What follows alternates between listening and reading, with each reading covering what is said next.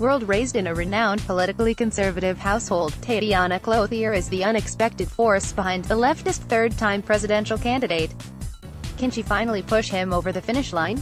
Posted on April 25, 2018, 0:31 Greenwich Mean Time, Monterrey, Mexico. Tatiana Clouthier still had 264 characters left to fill on Twitter after she was done eviscerating her boss's rival. "Who do you propose?" she responded to José Antonio Meade, a candidate in Mexico's upcoming election, after he tweeted that the country needs a serious president. His reply, "Me myself," became a meme, turning Meade into the digital laughingstock du jour, and Clouthier, campaign manager for the presidential frontrunner, Andrés Manuel López Obrador, into a social media darling.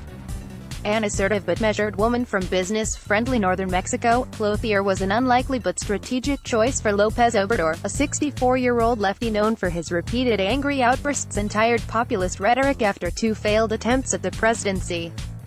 Clouthier has injected wit and lightness into López Obrador's movement. Without her, the campaign would be stale, said Gilberto Miranda, a political expert who meets with Clouthier informally on Saturdays to brainstorm campaign ideas.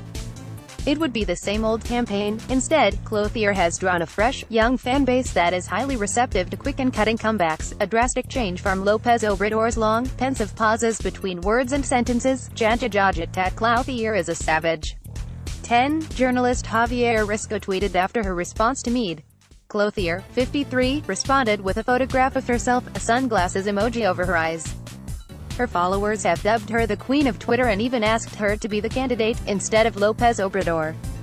"At the very least, Tatiana, you be the candidate in 2024, wrote one Twitter user. BuzzFeed News spent 12 hours exclusively with Clouthier over a period of 2 days earlier this month, during which she provided some of her most extensive comments to the press since taking over the frontrunner's campaign. Her calm, direct, and playful influence over López Obrador has given him an advantage he lacked during his two previous campaigns, and may help push him over the finish line, at last. Sitting in her no-frills living room on a recent Saturday morning, Clouthier waved off a question about her evolving politics. Until 2005, she was a member of the National Action Party, or PAN. Her father, Manuel Clouthier, was the PAN's presidential candidate in 1988.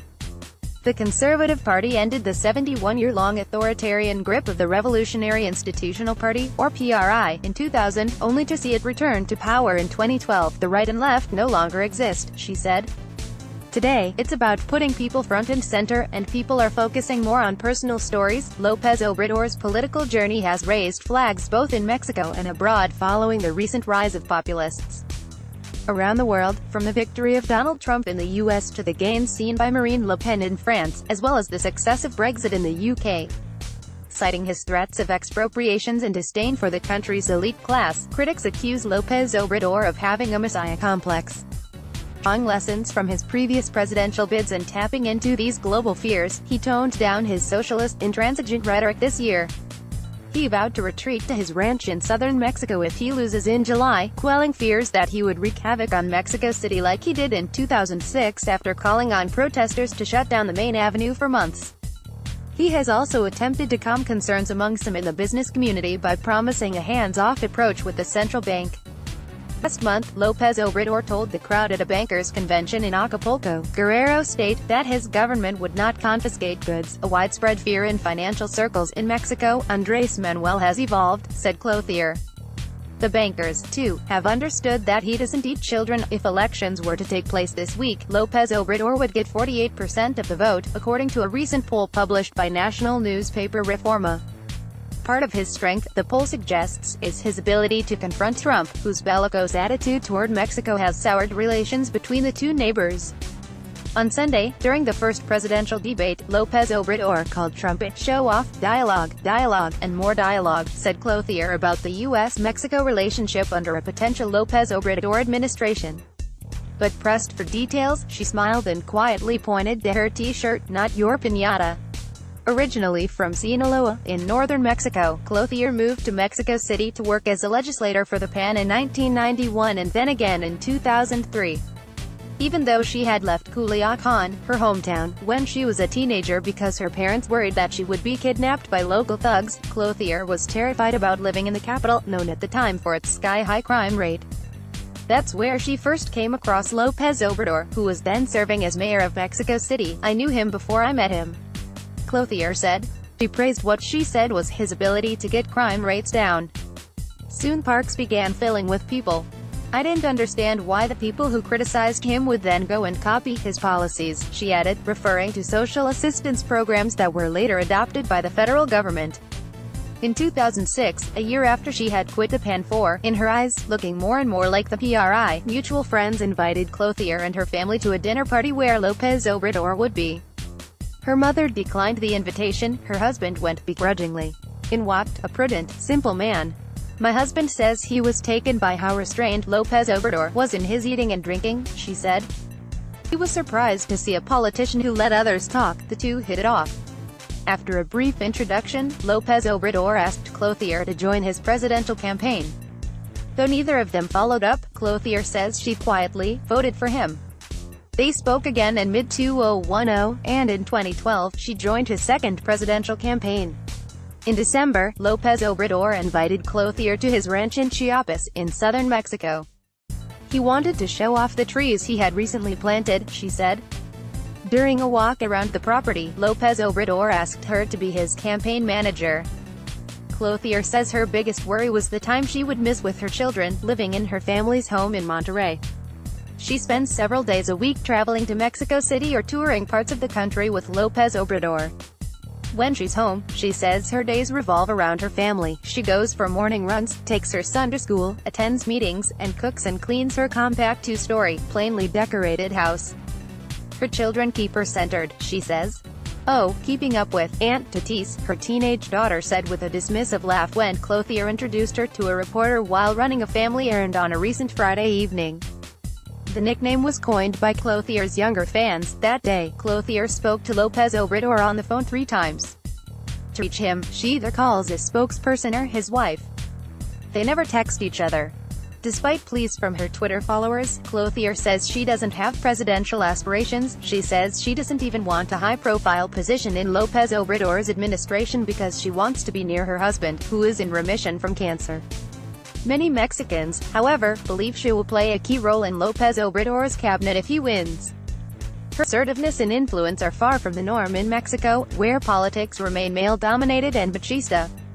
But Clothier refuses to call herself a feminist, saying the term is outdated. For her, the task now is figuring out what to do with the gains women have won. It's no longer about carving out space for women in the workplace, for example, but about ensuring access to nurseries, places to breastfeed, and flexible schedules. When she's not on the road or preparing for TV and radio appearances, Clothier goes door to door in a working-class neighborhood in Monterrey asking people to vote for López Obrador and handing them newspapers from Morena, the political party he founded in 2014. She is part of a strategy to soften voters in northern Mexico, where less than 30% of López Obrador's votes came from during his last 2 presidential bids. This time, getting more support from the region, the wealthiest in Mexico, is fundamental. During a recent visit to Valle Verde, a neighborhood not far from her house, Gabriel Beltran, a convenience store owner, told Clothier he plans on voting for rightist populist Jaime Rodríguez Calderón, an independent candidate from Nuevo León, the state where Monterrey is located. Think about it, you still have 70 days, Clothier told him with a smile. Beltran stared at her for a few seconds, pensive. I like and respect you. For you, maybe I'll change my mind, he said. It hasn't been an easy road. Women with high political aspirations in Mexico still pay a high price. Clothier was heavily criticized after Mexican media published a photograph of her resting her hand on López Obrador's arm and her head on his shoulder, the two of them laughing. In January, you must have so much accumulated rancor to not care what other women will think about you invading the personal space of whom you think will be president, Javier Olives Cantu, a former member of the PAN, wrote in an open letter. The image, Clothier said, was captured shortly after López Obrador announced her new position as his campaign manager at a public event. When Clothier got off the stage and took her seat next to him, he whispered in her ear proudly, "You gave a speech as a candidate and I as your campaign manager." Snap. The photograph hangs on a wall near her living room. She refused to respond to Olives Cantu. "It says more about him than it does about me," she told BuzzFeed News. Clothier has become a calming force for López Obrador, who is still reminded of his combative, intolerant speeches and interviews after his narrow loss in 2006's presidential election. After accusing the business community of financing a smear campaign and calling on supporters to occupy Avenida Reforma, Mexico City's most emblematic thoroughfare, he swore himself in as the legitimate president of Mexico. Clouthier speaks slowly, her voice even, her words carefully thought out.